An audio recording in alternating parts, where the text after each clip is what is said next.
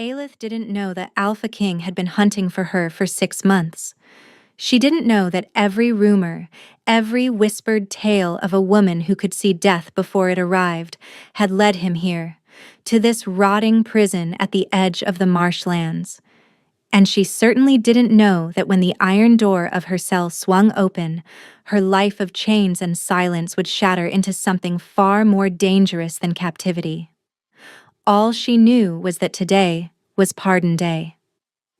Once a year, the Alpha King traveled to the 4 great prisons of Valdran and released those he deemed worthy of mercy. Aelith had watched it happen twice before from behind her bars, prisoners weeping with joy, falling to their knees, stumbling into the gray light of freedom while she remained in the dark. She never expected her name to be called. Murderers could be pardoned. Thieves could be pardoned. But a woman accused of witchcraft, of seeing a man's death and speaking it aloud? She was the thing mothers warned their children about.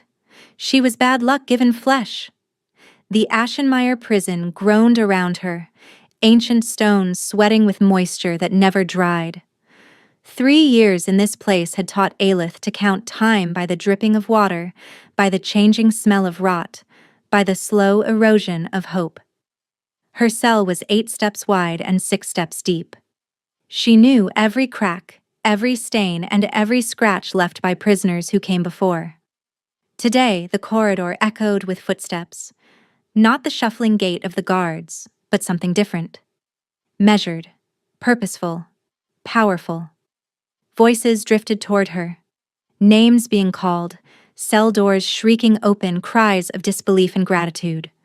The procession was moving closer. Aelith pressed herself against the far wall, her heart a trapped bird beneath her ribs. She wouldn't hope.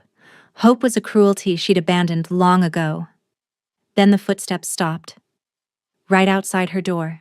The viewing slot scraped open, and a pair of eyes found hers through the darkness, pale gray, sharp as winter frost, and carrying a weight that made her breath catch. A voice followed.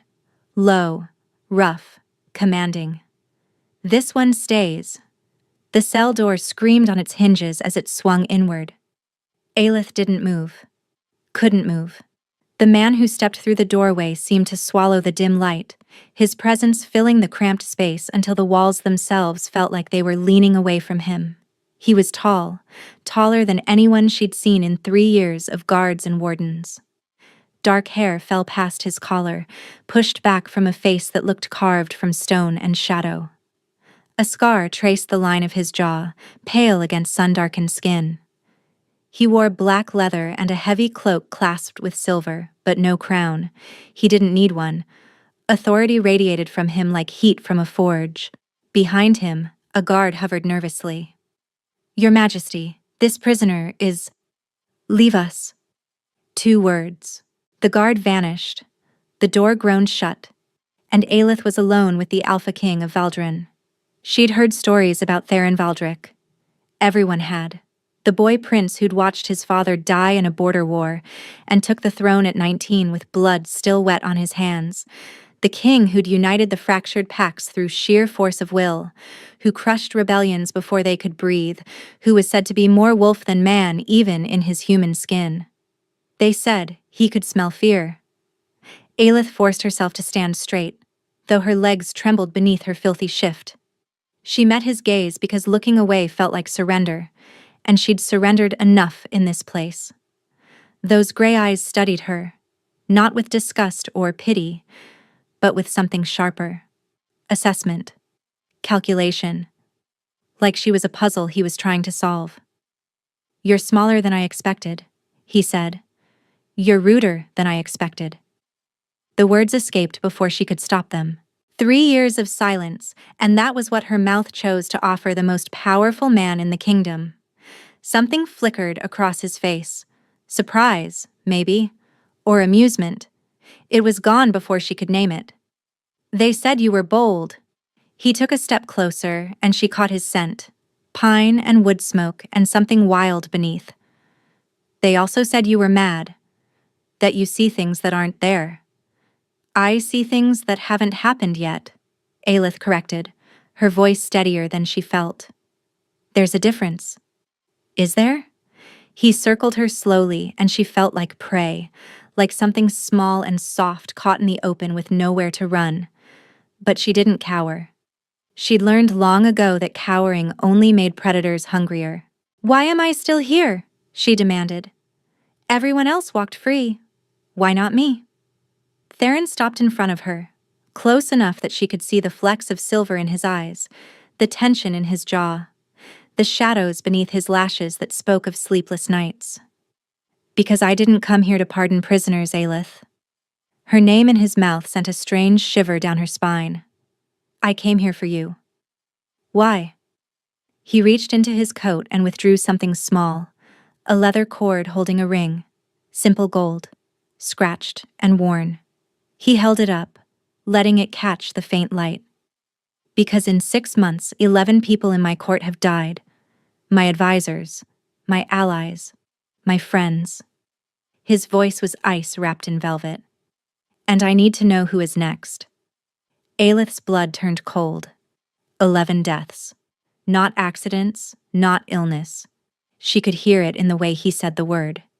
11 murders wearing innocent masks. "And you think I can help you?" she said slowly. "Why?" "Because of the stories?" "Because of the truth."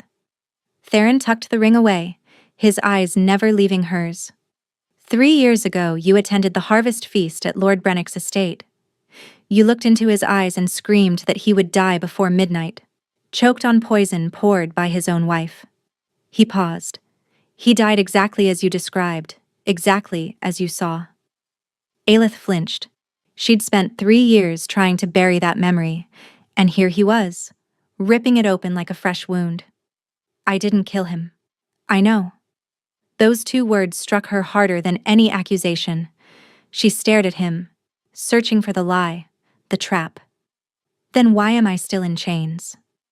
"Because Lady Brennick was very convincing, because people fear what they don't understand, and because no one with power cared enough to look deeper." A shadow crossed his expression, not quite guilt, but close. "Until now." Aelith's throat tightened. She thought of her mother, who had the same gift, the same curse, who had seen death in a neighbor's eyes and whispered a warning, only to watch him die of fever 3 days later. They'd burned her mother alive when Aelith was 12, called her a witch, called her an abomination.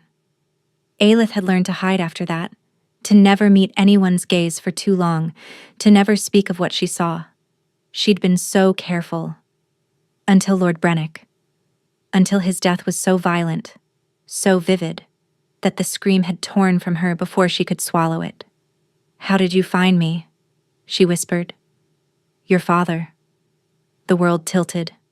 "My father is dead." "He is." Theron's voice softened, just slightly. "But before he died, he sent letters to people who trade in secrets. He wanted to ensure that if you ever needed protection, someone would know where to find you." He paused. "He loved you very much." Aelith's vision blurred. Her father had died 2 years into her imprisonment. A sickness that took him quickly, the guards had said. She'd never been allowed to say goodbye, never known that in his final days, he'd been fighting for her in the only way he could. "I don't..." Her voice cracked. She pressed her palm to the cold wall, steadying herself. "I don't understand what you want from me." "I want you to look at them." Theron stepped closer, and this time, she didn't flinch. "My council. My court. Every person who has access to my inner circle. I want you to look into their eyes and tell me what you see. And if I see death, then we stop it." "You can't stop death, it doesn't work like that." "You stopped Lord Brennick's wife from getting away with murder." His gaze bore into her. "Your warning might not have saved him, but it named his killer. The only reason she escaped justice is because the court chose not to believe you." He let that settle. "I believe you." Before we continue, please take 2 seconds to like this video. Aelith felt the weight of those words wrap around her like chains far heavier than iron. He believed her. The Alpha King of Valdren believed her. It was the thing she'd wanted for 3 years, the thing she'd stopped daring to want. "And if I refuse?" Theron didn't threaten, didn't growl or posture. He simply looked at her with those winter-pale eyes and said, "Then more people die. Maybe people who don't deserve it. Maybe people I love." A muscle feathered in his jaw. "Maybe me. Would that be such a loss?" The defiance was reflex, armor she couldn't quite shed. His smile was thin, humorless. "Ask me again in a week." Aelith stared at him, a king who believed her, a mystery that reeked of blood and conspiracy, a chance to leave this cell and use the gift that had destroyed her life. "If I help you," she said carefully, "what happens to me when it's done?" Theron held her gaze. "That depends entirely on what we find." The silence stretched between them, thick and suffocating. Aelith's mind raced through every possibility, every trap this could be. Kings didn't come to prisons for accused witches. Kings didn't believe women who saw death in people's eyes. There had to be an angle, a trick, something she wasn't seeing. "What are your terms?" she finally asked.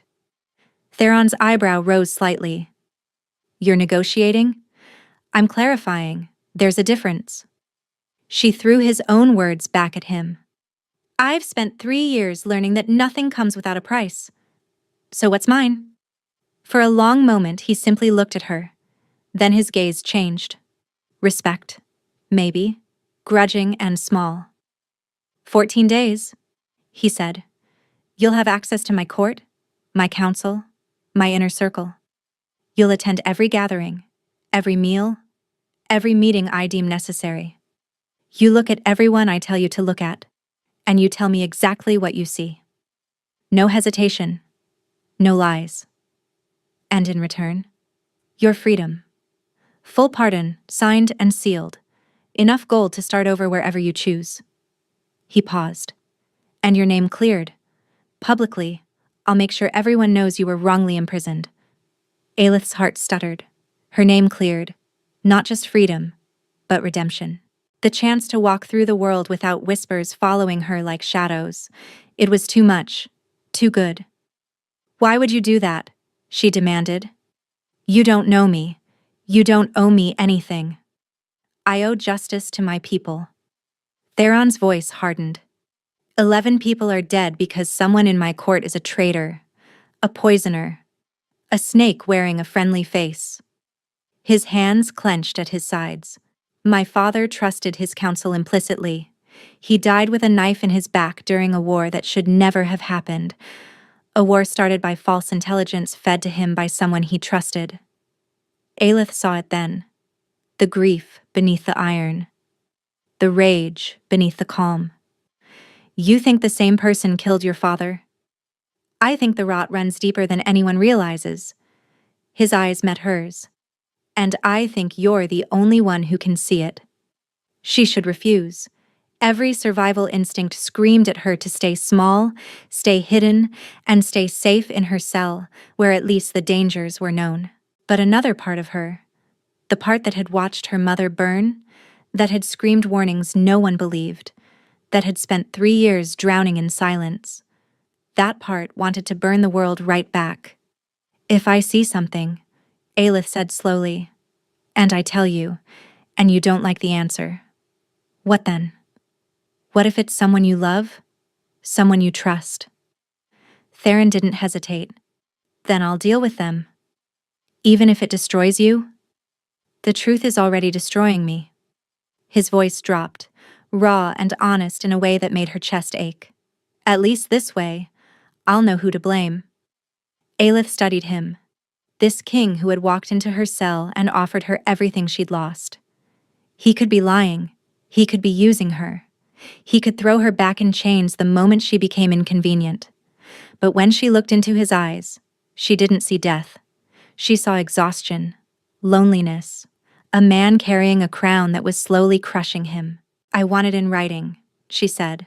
"The pardon, the gold, the public declaration, signed before I leave the cell. Done. And I want a room with a window, a real window." The corner of his mouth twitched. "Anything else?" "I want your word, not as a king, as a man. that when this is over, you'll let me walk away. No tricks. No sudden accusations. No convenient disappearances. Theron extended his hand. You have my word, Aelith.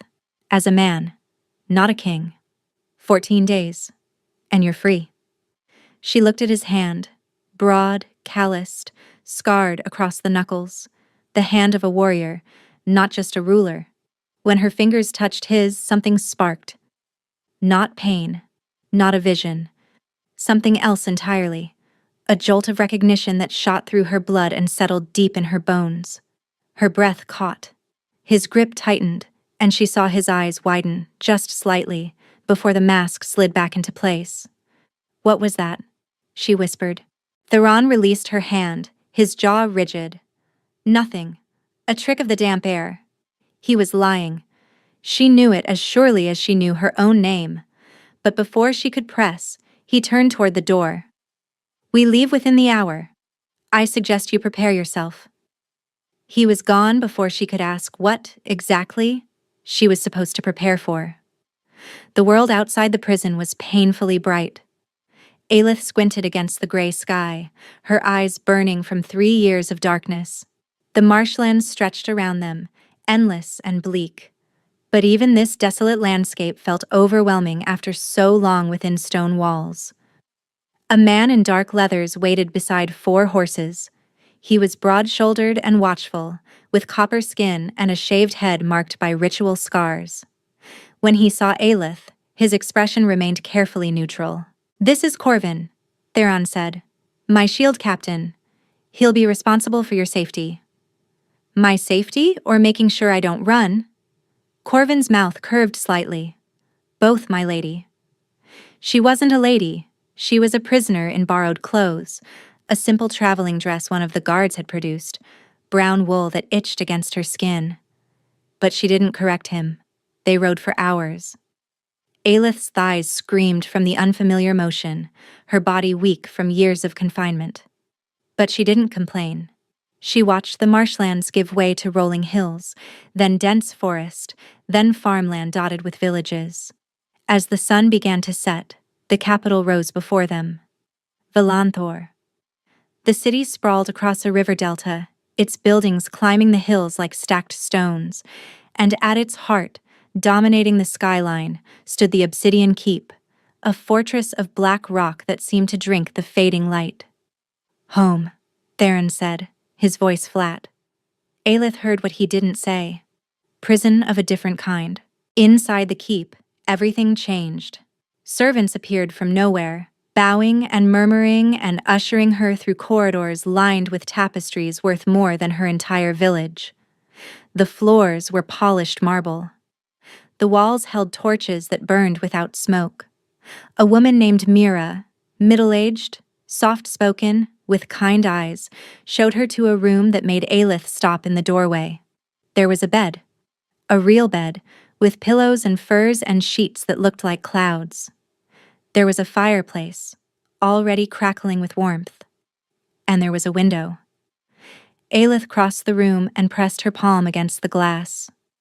The city glittered below, thousands of lights flickering to life as darkness fell. She could see the river, black and silver under the rising moon.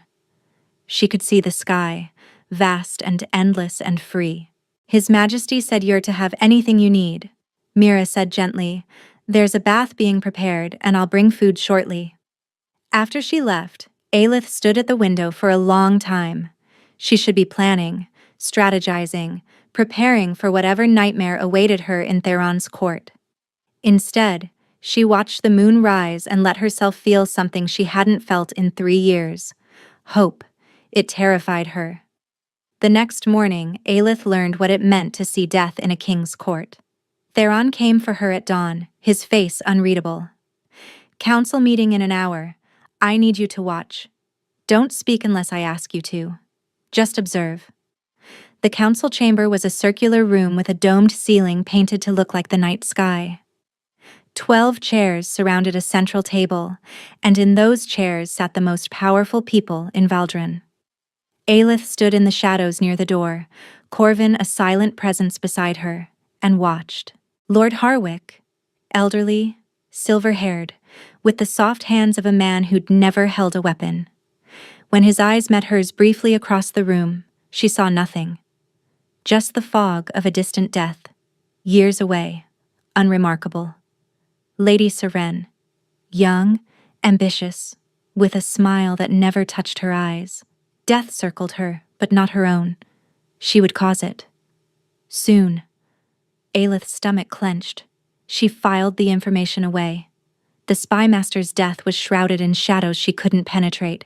The foreign ambassador's fate was tangled with his homeland's, but it was the last counselor who made her blood freeze. Lord Vesrin, young, handsome, with auburn hair and an easy charm. He sat at Theron's right hand, laughing at something the king said, his posture relaxed and familiar. When his eyes found Aelith's, the vision hit her like a hammer.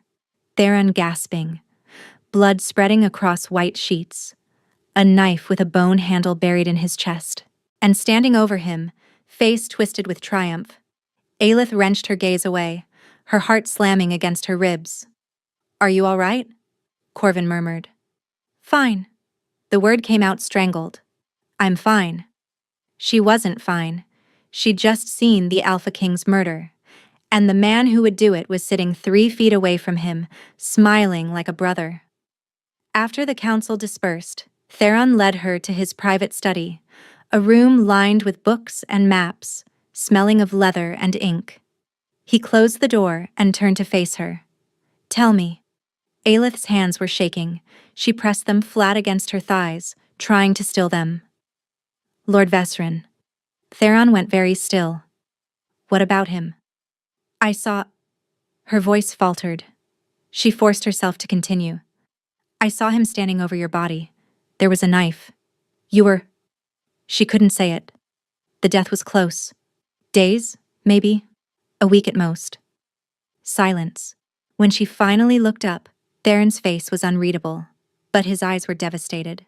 "Vesrin is my cousin," he said quietly. "We were raised together. He's been my closest friend since childhood." "I'm sorry." "Are you certain? Could you be wrong?" Aelith thought of her mother, of Lord Brennick, of every vision she'd ever had that came true despite her desperate prayers for them to be false. "I've never been wrong." Theron turned away, bracing his hands on his desk. His shoulders were rigid, his breathing carefully controlled. She watched him struggle with something she understood intimately, the weight of knowing something you wished you didn't. "He stood beside me at my father's funeral," Theron said, his voice hollow. "He held my mother's hand while she wept. He saved my life in battle 3 times. And now he's going to take it." Theron's fist slammed against the desk. The sound made her flinch, but she didn't retreat. "Why?" he demanded. "What could he possibly gain?" "The throne." Aelith spoke softly. "If you die without an heir, who inherits?" Theron's head dropped. "He does." The answer hung between them, poisonous and undeniable. After a long moment, Theron straightened.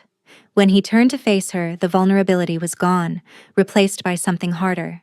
"You'll tell no one what you saw?" "Not yet. I need proof before I can act." "And if he moves first?" "He won't. I'll make sure of it." His gaze locked onto hers. "Thank you, Aelith. I know that wasn't easy." "Telling someone they're going to be murdered by their best friend?" She laughed bitterly. "No, it wasn't." He moved toward her, stopping close enough that she could feel the heat radiating from him. "You could have lied. Could have told me you saw nothing, taken your freedom, and disappeared." "I could have." "Why didn't you?" Aelith met his eyes and told him the truth. "Because I've been the person no one believed. I won't make someone else feel that way." Something cracked in his expression. For a moment, he wasn't a king. He was just a man, tired and betrayed and desperately alone.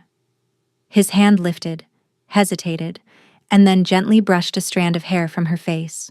The touch was feather-light, barely there, but it sent that same spark shooting through her, the one from the prison, the one neither of them had acknowledged. "You're not what I expected," he murmured. Neither are you. They stood there, suspended in a moment that felt fragile as glass. Then Corvin knocked on the door and the moment shattered. Theron stepped back, his mask sliding firmly into place. Come in. Your Majesty. Corvin's expression was grim. There's been another death. Lord Harwick was found in his chambers an hour ago. Poison. Aelith felt the blood drain from her face. Lord Harwick, the elderly counselor whose death she'd seen as distant, years away. She'd been wrong. She was never wrong. Unless someone had changed the timeline. Unless the killer was moving faster now, adjusting plans, eliminating threats. Unless they knew she was here. Theron's eyes met hers, and she saw her own horror reflected back. It's beginning, he said quietly. Whatever game Vesrin is playing, he's accelerating. Because of me, Aelith whispered. He knows. Somehow, he knows. Theron's jaw clenched. Then we'll just have to be faster. He strode toward the door, pausing only to look back at her. Stay close to me, Aelith.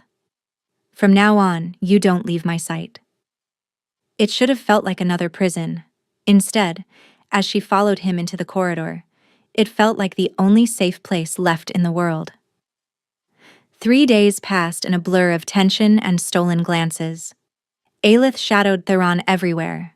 Council meetings, diplomatic dinners, even training sessions where she watched him spar with his warriors, his body moving with lethal grace that made her mouth go dry. She told herself it was professional observation.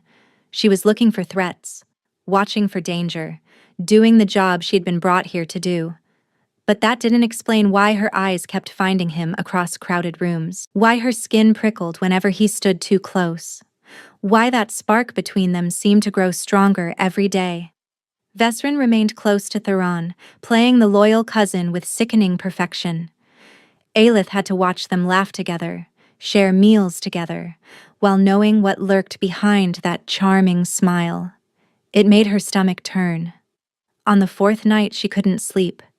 She found herself wandering the keep's corridors, eventually climbing a narrow staircase to the highest tower. The wind hit her face as she emerged onto the battlements, cold and clean and smelling of rain. Theron was already there. He stood at the edge, staring out at the city below, his cloak whipping around him. When he heard her footsteps, he turned. Couldn't sleep? He asked. Too many ghosts. She joined him at the wall. You? Same. He was quiet for a moment. I keep thinking about Vesrin, running through every memory, every conversation, trying to find the moment he decided to betray me. Maybe there wasn't one moment. Maybe it was 1,000 small ones. That's worse. That means I missed 1,000 chances to see the truth. Aelith looked at him. Really looked. The moonlight carved shadows beneath his cheekbones, made his eyes gleam like polished steel. He looked exhausted, haunted, beautiful in a way that made her chest ache. You trusted him because he earned it, she said softly. That's not a weakness. It might get me killed. It won't. I won't let it. Theron turned to face her fully. Why do you care? You could do your 14 days, take your gold, and forget I ever existed. I could. She held his gaze. But I won't. Why? The question hung between them. Aelith knew she should deflect, should armor herself the way she'd learned to do. But something about this moment, the darkness, the wind, the raw honesty in his eyes, stripped her defenses away. Because you believed me, she whispered. When no one else did. Do you know how long I've waited for someone to just believe me? Theron moved closer, slow and deliberate, giving her time to retreat. She didn't. I've been trying very hard not to do this, he said, his voice low. To keep my distance. To remember that you're here because I asked you to be, not because you chose it. I chose to stay. You chose freedom. I'm just the path to it. Maybe you were. Aelith reached up, her fingers trembling as they brushed his jaw. Maybe that's changing. His breath caught. His hand came up to cover hers, pressing her palm flat against his cheek. Aelith. Her name was a prayer on his lips. If I kiss you right now, I don't think I'll be able to stop. Then don't stop. He kissed her like a man drowning, his hands cupping her face, his mouth hungry and desperate against hers. She melted into him, fisting her hands in his cloak, pulling him closer until there was no space left between them. The bond. Because that's what it was, she realized now. That spark, that recognition, flared bright and fierce, weaving them together in ways she didn't fully understand. When they finally broke apart, both gasping, Theron pressed his forehead to hers. This complicates things, he murmured. I know. I still have to let you go, after the 14 days. That was our deal. Aelith pulled back to look at him. And if I don't want to go? Hope flickered in his eyes. Then I would ask you to stay. Not as a prisoner. Not as a tool. As my equal. My partner. He paused. My mate. Ask me again, she said softly. After Vesrin is dealt with. After we survive whatever's coming. Ask me then, and I'll give you my answer. Theron kissed her forehead, soft and sweet. I can wait. Drop a comment if you're rooting for them. She smiled against his chest. Don't get too confident. Wouldn't dream of it. They stood wrapped in each other until the sky began to lighten, and for the first time since her mother died, Aelith let herself believe in something more than survival. The next morning, everything shattered. Aelith woke to Mira shaking her shoulder, the older woman's face pale with fear. You need to come with me. Now. Don't speak. Don't argue. Just come.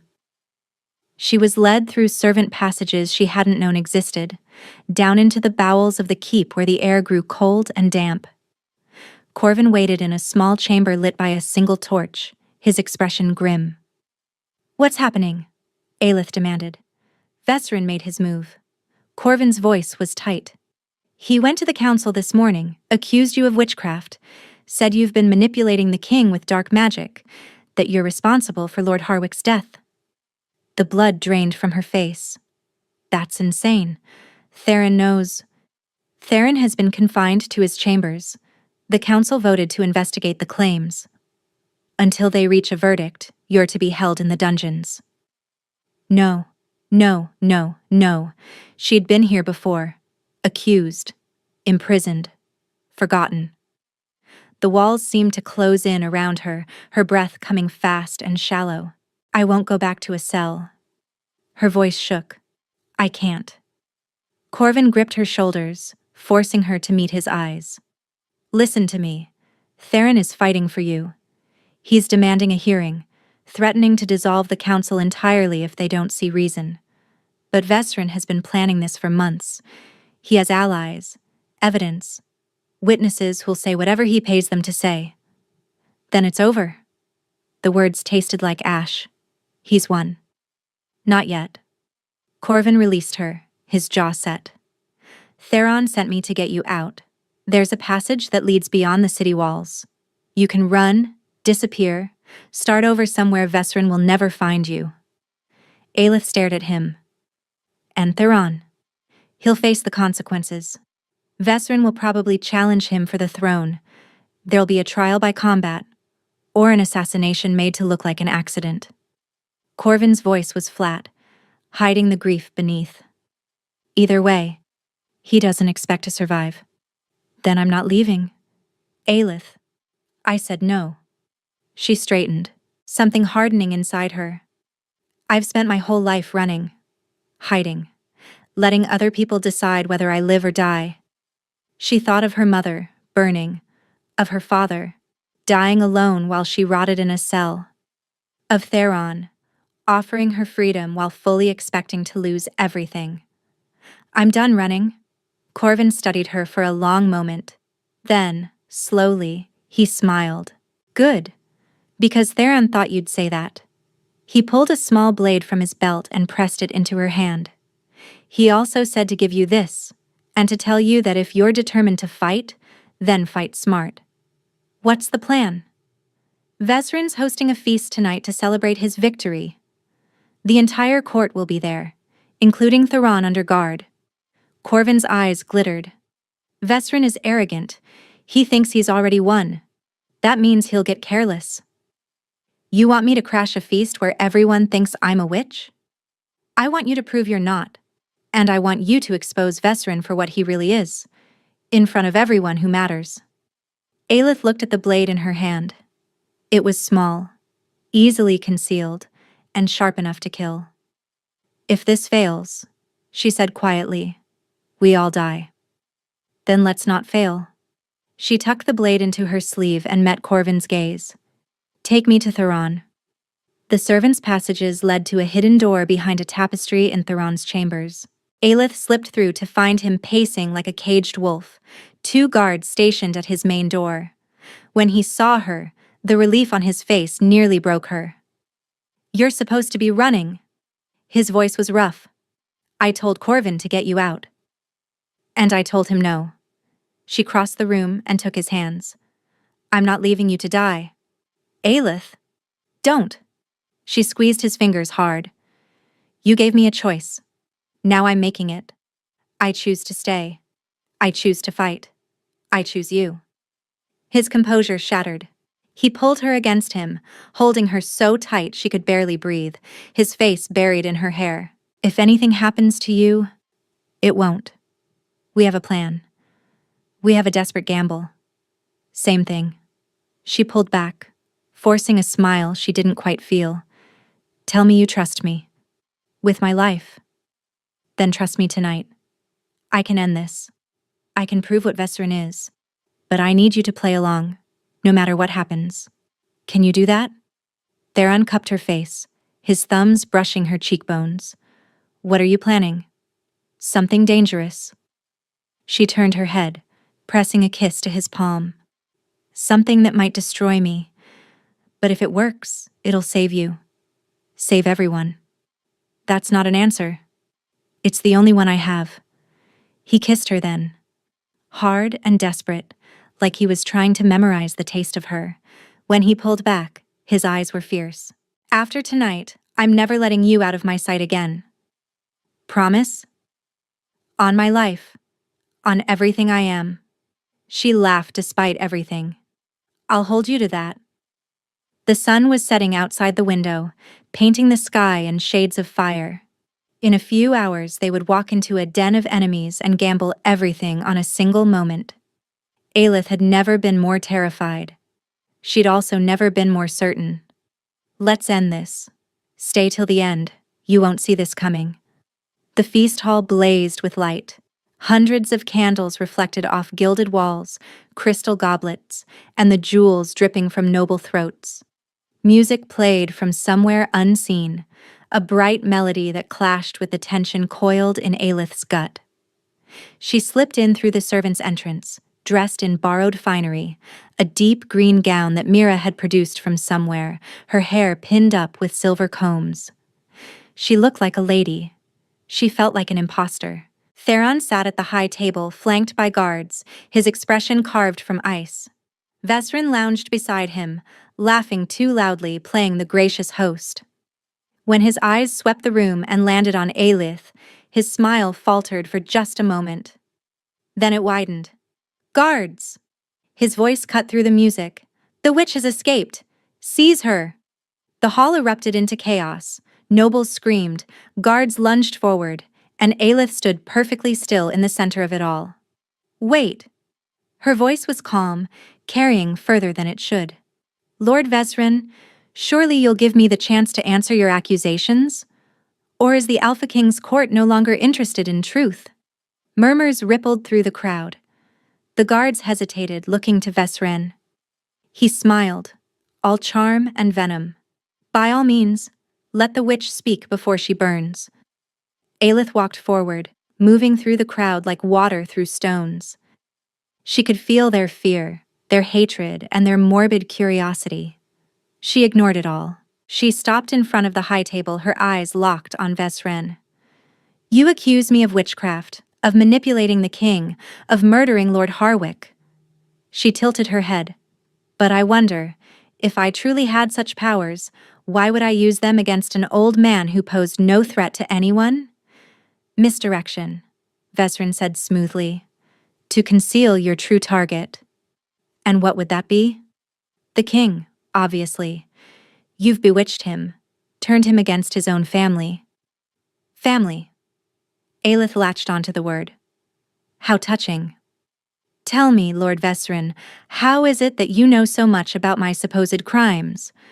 How did you know to search my room for evidence before anyone else suspected me? The first flicker of unease crossed his face. I received information. From whom? Who told you exactly where to look? Who told you exactly what to accuse me of? She stepped closer. Or did you already know because you planted it yourself? The murmurs grew louder. Vesrin's smile hardened. Desperate lies from a desperate woman. Then prove me wrong. Aelith stepped closer, holding his gaze. Look into my eyes, Lord Vesrin. Hold my stare for 10 seconds. If I'm the witch you claim, you have nothing to fear. But if I'm telling the truth... She let the implication hang. Vesrin laughed, but it sounded forced. I won't submit to your dark rituals. Why not? Theron's voice rang out cold and commanding. If you're innocent, you have nothing to fear. The hall went silent. Vesrin's eyes darted between Theron and Aelith, calculating, weighing his options. He was trapped, and he knew it. Refusing would look like guilt. Agreeing risked exposure. Fine. He stood, straightening his coat. Let the witch stare into my eyes. When she sees nothing, I expect a public execution. He stepped forward until they were face to face. Aelith met his gaze and held it. The vision hit her like a thunderbolt. Vesrin, younger, kneeling before a shadowed figure. Kill the king, the figure says. Take the throne. I'll give you everything you want. Vesrin smiles. Consider it done? Vesrin, pouring powder into a goblet. Lord Harwick drinking, choking, dying. Vesrin, standing over Theron's sleeping form, knife raised. Aelith stumbled back, gasping. He killed Lord Harwick. Her voice rang through the hall. He's been planning to kill the king. He made a deal with someone, a shadow figure I couldn't see, to take the throne. Vesrin's face contorted with rage. Lies. She's lying. Then explain this. Corvin stepped forward, holding a small vial. We found this in your chambers an hour ago. Nightshade extract. Enough to kill 20 men. He produced a leather journal. And this. Your own handwriting. Detailing every payment to the assassins you've hired, every bribe you've made, every death you've planned. The hall exploded. Vesrin lunged for Aelith, a hidden blade flashing in his hand. But Theron was faster. Launching himself over the table, tackling his cousin to the ground with a snarl that was more wolf than man. They struggled, rolled, and then Theron was on top, his hand pressed hard around Vesrin's throat. You killed them. Theron's voice was barely human. My friends, my allies, you would have killed me. You were never worthy of the throne, Vesrin spat. Too soft, too trusting. Father would have... Your father was a traitor too. Theron leaned closer. I found the letters. He helped plan the war that killed my parents. Vesrin's eyes widened. Then he laughed, a broken, bitter sound. Then finish it, cousin. Prove you're the monster you need to be. Theron's hand trembled. For a terrible moment, Aelith thought he would do it. Would crush his cousin's throat right there in front of everyone. No. Theron released him, standing. You'll stand trial. You'll answer for your crimes. And then, you'll hang like the traitor you are. Guards swarmed forward, dragging Vesrin away. His screams echoed through the hall long after he disappeared. Theron turned to face the court, his chest heaving, and blood on his knuckles. The witch accusation is false, he announced. This woman saved my life. Saved all of you. Anyone who disputes this can take it up with me personally. No one spoke. Theron extended his hand to Aelith. She took it, and the hall erupted into uncertain applause. It was over. The days that followed were a blur of trials and revelations.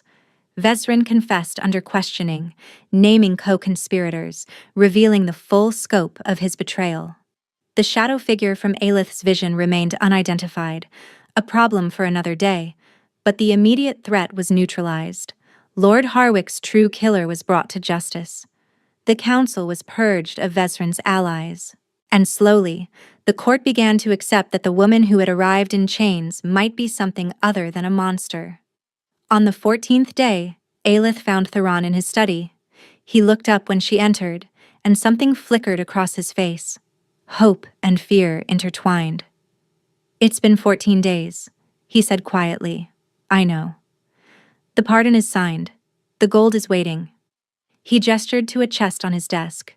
"Your name has been cleared publicly. You're free to go wherever you want."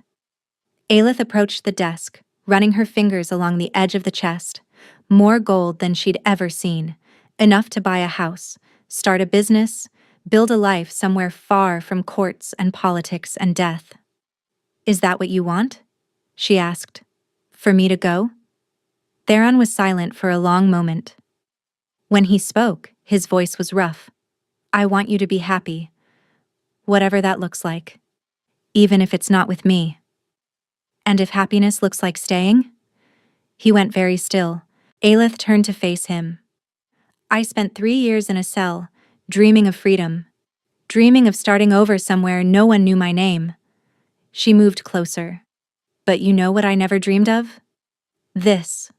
Someone who sees what I am and doesn't flinch. Someone who believes me. Someone who makes me feel like maybe I'm not cursed after all." "Aelith, ask me." She took his hands. "You said you'd ask me after it was over. So ask." Theron's fingers laced through hers. His eyes searched her face, looking for doubt, for hesitation, finding none. "Stay with me," his voice cracked. "Not as a guest, not as an ally, as my mate, my queen. Stay and let me spend the rest of my life proving you made the right choice." "Yes." He blinked. "Yes?" "Yes to all of it." She laughed, tears streaming down her cheeks. The staying, the mate bond, the terrifying prospect of being queen. All of it. Theron kissed her like she was oxygen and he'd been drowning his whole life. His arms wrapped around her, lifting her off her feet, spinning her until they were both dizzy and laughing. "I love you." He breathed against her lips. "I think I loved you from the moment you called me rude in that cell. I love you too." She pressed her forehead to his. "Even though you're still rude sometimes. I prefer direct." "You would." He set her down but didn't let go, his hands framing her face like she was something precious. "We're going to have to tell the court." "I know. They'll hate it. A former prisoner as queen. The scandal will be legendary." "Good." Aelith grinned. "I've always wanted to be legendary." Theron laughed. A real laugh. Full and bright. The sound of a man who'd finally set down a weight he'd been carrying too long. "Then let's give them something to talk about." The bonding ceremony was held under the winter moon. Aelith wore silver silk that caught the light like starfire. Theron wore black and gold, a crown on his head, and something like wonder in his eyes. The entire court watched as they spoke their vows, promises of partnership, choice, and love freely given. "I choose you," Theron said. "Not because of prophecy or politics, because you are brave and fierce and you see the truth in everyone, including me. You made me better. You saved me." "I choose you," Aelith answered. "Not because you freed me from a cell, but because you freed me from myself. You believed in me when I'd stopped believing. You're the home I never thought I'd find." When they kissed, the bond snapped fully into place. Not a cage, but a bridge, connecting them while leaving room for each to stand alone. The celebration lasted until dawn. Later, much later, they escaped to their chambers. The fire crackled low, casting dancing shadows across the walls. They lay tangled together, her head on his chest, his fingers tracing lazy patterns on her shoulder. "Tell me something," Theron murmured.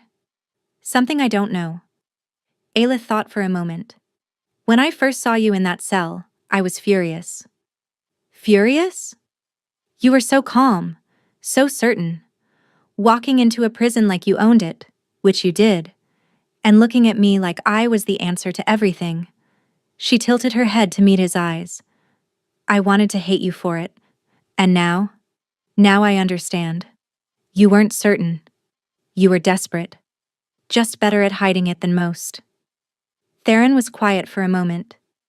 You want to know what I thought? When I first saw you? Tell me. I thought you looked like someone who'd survived things that should have destroyed her. His arms tightened around her. I thought you were the most dangerous person in that prison. I was right. Just not in the way I expected. Aelith smiled. Dangerous? To my peace of mind, to my carefully constructed walls, to every plan I'd made for my life. He rolled over, pinning her beneath him, his eyes soft with love. You ruined everything, Aelith, and I've never been more grateful. She pulled him down for a kiss that said everything words couldn't. Outside, the city celebrated. Music drifted up from the streets, mingled with laughter and distant fireworks. Aelith thought about the woman she'd been 14 days ago, trapped in a cell, convinced she'd die forgotten, certain that her gift was a curse that would only ever bring her pain. That woman wouldn't recognize her now. She was a queen, a mate, a woman who had faced death and chosen to fight. And it had all started with a single moment. Every prisoner was pardoned until the Alpha King stopped at her cell. She stays, he'd said. And she had. Not because she was forced to. Not because she had no other choice, but because somewhere between the accusations and the visions and the desperate kisses on moonlit battlements, she'd found something worth staying for. What are you thinking about? Theron asked. The day we met, you could have just taken what you needed, dragged me to the capital in chains, used my gift, and thrown me away. Why didn't you? Theron considered the question. Because you deserved better, and because some part of me knew. You weren't just a means to an end. You were the end itself. Aelith felt tears prick her eyes. You're getting poetic. Blame the queen. She's been a terrible influence. She laughed, and he caught the sound with a kiss. Outside, the first light of dawn painted the sky in shades of rose and gold. A new day, a new beginning. Aelith had walked into the Obsidian Keep expecting chains. Instead, she'd found freedom, love, and a king who had looked at a prisoner and seen a queen. Fair trade, she whispered against his lips. He held her close as the sun rose, and the bond between them hummed with quiet contentment. She'd been pardoned not by the king's decree, but by love itself. And she was finally, completely home. Where are you listening from? Let's meet in the comments, and if you'd like to support me, please subscribe. It's free, and it helps more people hear these stories.